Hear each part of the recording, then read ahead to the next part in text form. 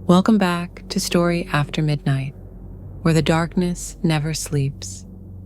I'm your storyteller, guiding you through the world's most terrifying and mysterious true encounters. From haunted homes to ghostly sightings to strange and unexplained phenomena, I bring you the spine-chilling stories that will make you question what you thought you knew. In tonight's episode, we dive deep into the eerie and unsettling world of real-life ghost encounters. These are stories from those who have unknowingly brushed up against the supernatural and lived to tell the tale. So, find a quiet spot, dim the lights, and make sure you're alone, because the shadows might be closer than you think. Who knows what's lurking, watching, and waiting to make its presence known. Now, let's step into the unknown. The darkness awaits. On the edge of a forgotten town, a decaying amusement park hides more than just rusted rides and broken dreams. When 5 friends enter Joyland on a dare, they awaken something ancient and merciless. The Broken Carousel doesn't just spin, it reveals terrifying fates and demands a sacrifice to keep them from coming true. Some rides never end.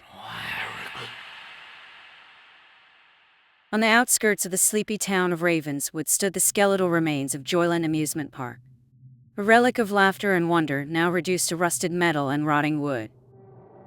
Locals whispered dark tales about the park's sudden closure decades ago, yet none spoke openly about the true reasons behind abandonment. In daylight, Joyland was merely an eyesore, but after sunset it transformed into something far more sinister.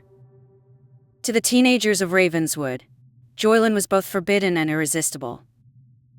Dares were frequent. Proof of bravery required a midnight ride on the park's most infamous attraction, the Broken Carousel. Once vibrant with painted horses and gilded mirrors, the carousel now stood in haunting disrepair, its faded paint peeling, its mirrors cracked, reflecting distorted images of those brave and not or foolish enough to approach. It was a cold October evening when a group of friends, Cassie, Jake, Oliver, Hannah, and Liam gathered at Joyland's rusted gates.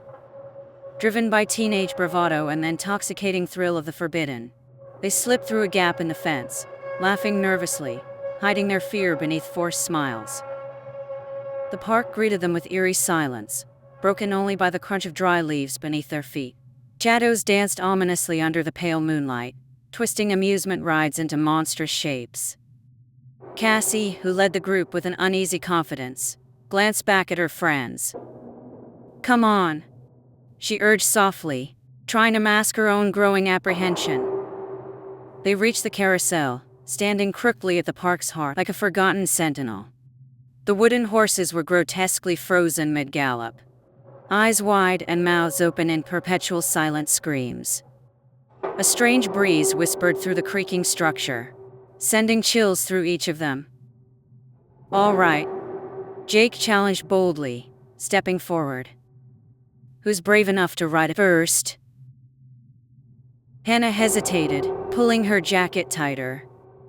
"This feels wrong," she murmured, her voice barely audible. "That's the point," Oliver teased, though his laughter lacked conviction. Cassie swallowed hard, stepping forward defiantly. "Let's all ride together," she declared, her voice echoing in the oppressive silence. Reluctantly, each friend climbed onto a horse, feeling splinters beneath their palms and sensing an unsettling chill emanating from the carved figures beneath them. For a moment, nothing happened. The group exchanged anxious glances, breathing quickened with fearful anticipation, but then, with a tortured groan, the carousel suddenly shuddered violently to life.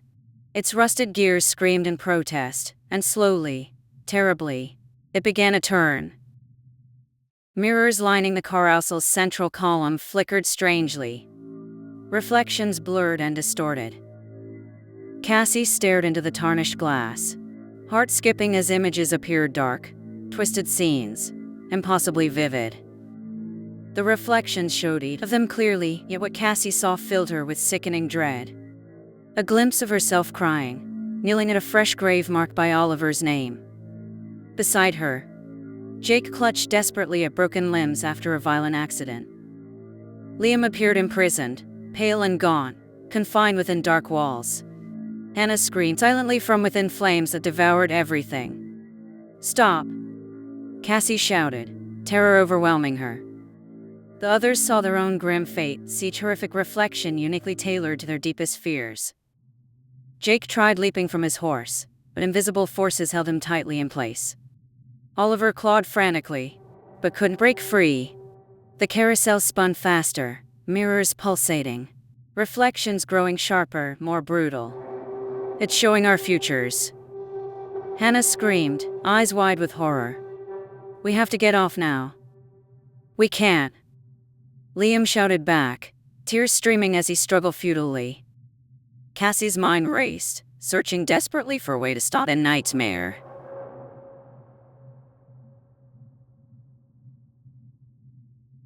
She noticed the control booth nearby, its doors slightly ajar, revealing controls rusted and partially obscured by years of neglect. Summoning her courage, she leaned dangerously far, fingers scraping against the carrousel's wooden platform. The carousel's pace increased drastically, centrifugal force pulling violently. Cassie stretched further, fingers barely grasping the edge, muscles screaming in agony.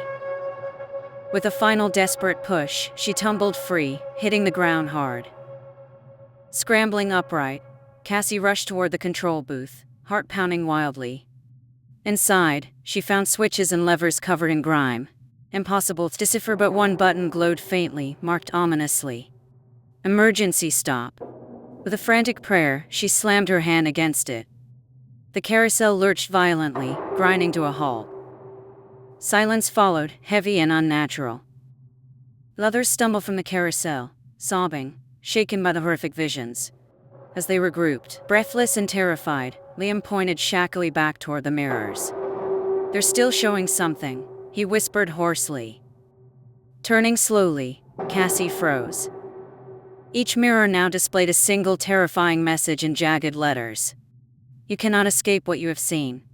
They fled Joyland that night, vowing never to speak of the carousel again. Yet, as days passed, the visions from the mirror began coming true. Oliver was tragically killed. Jake was severely injured. Liam vanished mysteriously, leaving only dark suspicions. Hannah's home burned inexplicably, though she narrowly escaped. Cassie knew she was next. Haunted by guilt and the carousel's sinister promise, she returned to Joyland one final time, determined to confront the source of the horrors. The carousel awaited silently, mirrors gleaming coldly beneath the moon's ghostly glow. Summoning every ounce of courage, Cassie stepped onto its warped platform, gripping the nearest horse tightly. The carousel creaked slowly to life, spinning gently, almost mockingly. In the mirrors, Cassie saw her reflection clearly, but something had changed. Her own face stared back. Calm, resolute, the reflection spoke in her voice. "You must remain here, bound forever, or it will never end." Understanding dawned cruelly. Cassie realized the carousel demanded a guardian, a moan to endure endless cycles of visions, suffering silently to spare others. Her heart broke, knowing escape was impossible. Accepting her fate, Cassie nodded slowly. The carousel stopped abruptly, falling silent once more. Cassie remained eternally bound to Joyland, watching helplessly through cracked mirrors, forever warning, forever witnessing, forever spinning within the nightmare of the Broken Carousel.